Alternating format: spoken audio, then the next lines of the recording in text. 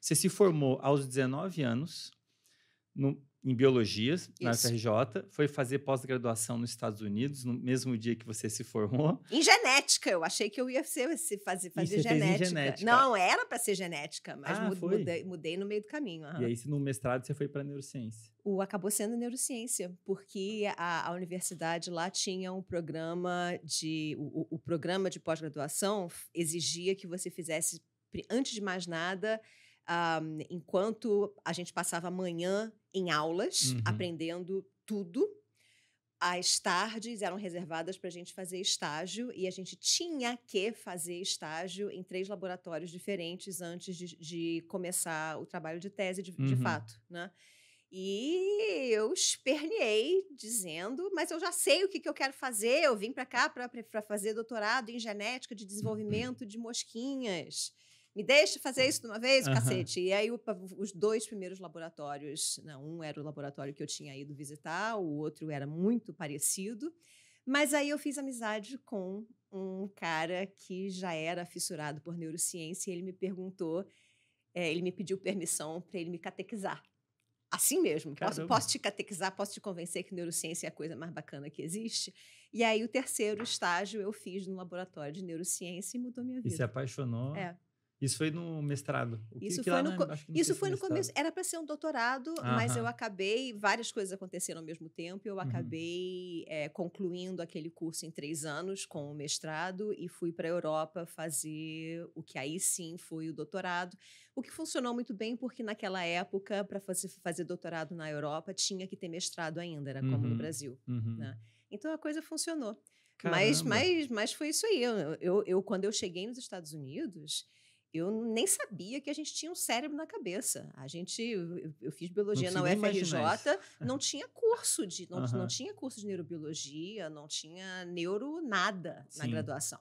Na verdade, isso em muitas instituições ainda é assim. Na minha humilde experiência como professor até nas universidades que eu passei, a neurociência é bastante negligenciada, na minha opinião. Andrei, inclusive no curso de psicologia. Aí vem um outro problema enorme, que dá panos para manga, para mais 3 ou 4 podcasts, que é que eu acho a maneira como se faz ciência hoje em dia tá indo pelo ralo, precisa ser repensada. Aliás, já tinha tempo que precisava ser repensado, mas agora com tecnologia nova, com a velocidade com que as coisas crescem, com o grau de complexidade que a gente criou para tudo, tem tanta coisa que precisa ser aprendido para as pessoas terem um conhecimento básico, um corpo básico de conhecimento para você poder funcionar independentemente como cientista, que eu acho que a formação da gente tá errada desde o começo. Né? Mas você diz isso no Brasil ou nível mundial? Não, nível mundial. Nível mundial. Eu acho que no Brasil a gente ainda tem uma vantagem muito grande, que é porque eu sei que muita gente reclama disso, eu sei que o Darcy Ribeiro mesmo reclamava disso. A gente tem uma formação intensa o suficiente na escola, que quando você chega na faculdade, no Brasil, você já pode se aprofundar em uma área. Né? A gente faz vestibular para uma área específica. Né? O que sim, concordo plenamente, tem vários contra. Por outro lado, te dá o pró maravilhoso, que é, eu me formei em biologia. Eu aprendi zoologia, botânica, química inorgânica, química orgânica, física, química, e isso, virologia, imunologia, genética, tudo isso fez parte da minha formação. A pessoa que nos Estados Unidos, por exemplo, se forma em biologia, primeiro, ela tem que passar os 2 primeiros anos fazendo cursos para complementar o que a gente no Brasil já teria aprendido no ensino médio. Né? O básico sobre história mundial. Nos Estados Unidos você não aprende história mundial. Meu filho foi para a escola nos Estados Unidos. O ensino médio ele fez todo lá. O que ele sabe de história do mundo ele aprendeu em casa ou no YouTube ou lendo. Ou você vai para a universidade e começa a aprender na universidade, se você tiver interesse. Né?